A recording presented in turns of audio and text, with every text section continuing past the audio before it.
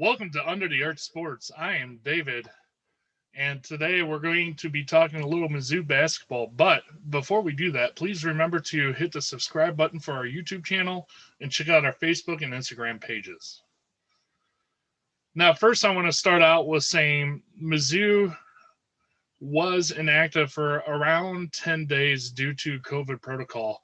They were finally cleared to play and were able to play the January 16th game against Texas A&M. That game was on the road. Mizzou ended up winning that game with a score of 68-52. Now, during that game, they looked a little rusty, especially in the first half. Got off to a slow start, but to me, it never felt like the game was in doubt, which is kind of a good feeling, especially with the number 19th ranked Tigers as we are right now.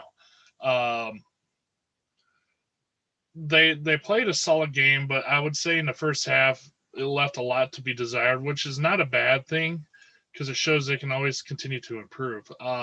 Your leading scores for the Texas A&M game were Drew Smith at 15 and Jeremiah Tillman at 14 points. It's worth noting that Tillman did a lot more in that game and had a much greater impact than the scoreline shows just because of his size and his ability. And he gave Texas A&M a lot of trouble. Same could be said with the Tuesday night matchup on the 19th against South Carolina when Mizzou just won that game as well. That was a score of 81-70. Again, Tillman drew a line of 19 points, played 32 minutes, which is really impressive for him, which means he's doing a great job staying on the floor. Next in line was Mark Smith and then Drew Smith with another 16 points. But before I talk about the Smiths, I just want to say that Mizzou had two different style teams they had to play. Both of them could have been tough track games. Both teams are not that great. So by winning both games, one on the road, one here at home, they took care of business and did what they needed to do, which is a great thing for the Tigers. Texas A&M is one of those teams, kind of like Missouri was the last couple of years, played real hard-nosed defense, but doesn't have a whole lot of offense. So they essentially want you to get off your game and just play an absolute train wreck of a game. In the first half, that it was kind of going A&M's way, but after that, Mizzou was able to impose their will and play the game they wanted to play. As for South Carolina, they're more of a fast break team. They score all their points running with the ball. They still play a hard-nosed D because, I mean, you're talking Frank Martin's team, but they have a lot more potential on the offensive side of the ball. So in this case, Mizzou decided to run with them and ended up outscoring them 81-70. And again, they started the game against South Carolina with a 10-0 run in the first 3 minutes and just looked absolutely dominant. Tillman opened up the game with like 6 points as they kept going inside, and he looked unstoppable. After that 10-0 run, Mizzou just kind of held pat for most of the game and kept South Carolina in arm's distance. And again, I never really felt troubled watching that game like we might have a shot at losing it. They just looked in complete control and did what they wanted. I do have a few concerns.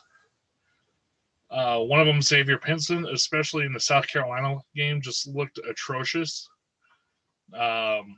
He has that knack of making unbelievable plays and doing what he needs to and being on, or kind of like what he looked like in the South Carolina game, where he just couldn't do anything right. I will put a caveat in there where in one of the plays,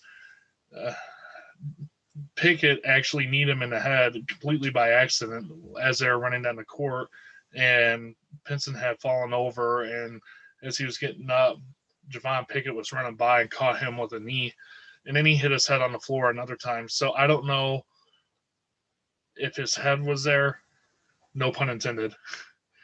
But he seemed to step slower after those two incidences, and I don't know how good his decision making was. Not saying he had like a concussion or anything, but it could have affected his play based on a headache or something like that. Now for a couple of keynotes. First, I want to start with Drew Smith. For the Texas A&M game, he had 15 points. He was 2 from 6 from three-point land, 6 from 14.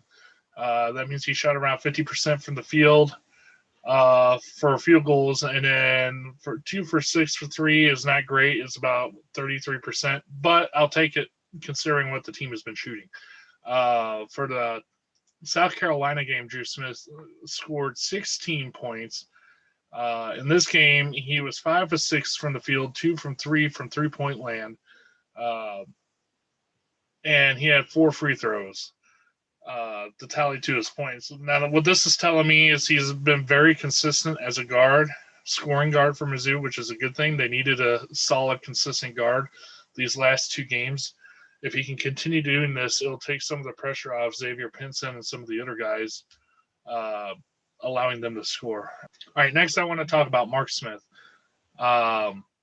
He did not have a good game for Mizzou in the Texas A&M game. He shot 1 of 7 from three-point land, and he was 1 of 8 from the field. And the only basket he made was that three-pointer.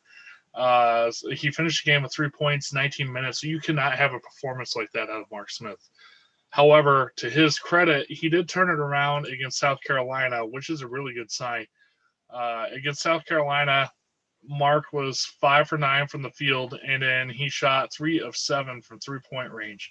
If he can get his shot going, which he did in the South Carolina game, to complement Drew Smith and Jeremiah Tillman, now you have 3 players that you have to watch out for on Mizzou's offense. I think that would be key, especially going into the Tennessee game. Plus, if we can get Xavier Pinson going out of the funk that he's in right now, this team could pretty much match up with anybody as long as they have their shot going. So by having Mark getting going, especially in the South Carolina game, could be a huge factor. What happens from here will be up to him, and we'll just have to sit back and see if he can be consistent in the next game and put a couple of good games together. He hasn't shown that yet this year, so let's see if he can do that.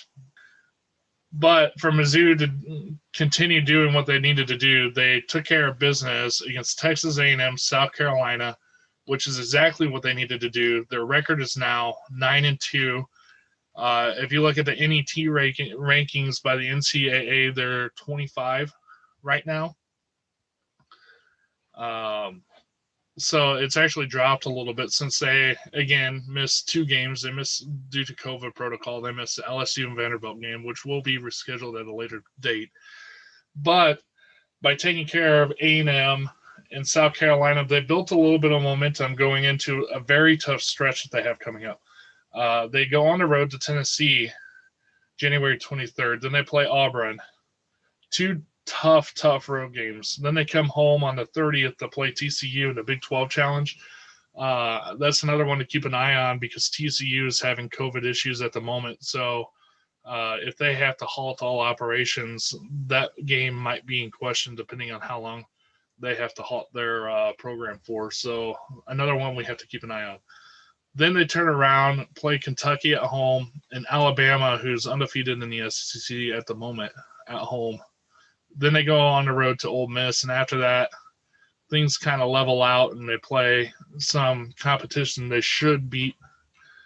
But that's a tough stretch. So you're talking TCU, Auburn, Tennessee, Kentucky, who while they started off struggling, it's still Kentucky, so you got to be wary of them. And then Alabama's playing a tough game right now. That's a tough 4-game stretch you have coming up. 5-game stretch, excuse me.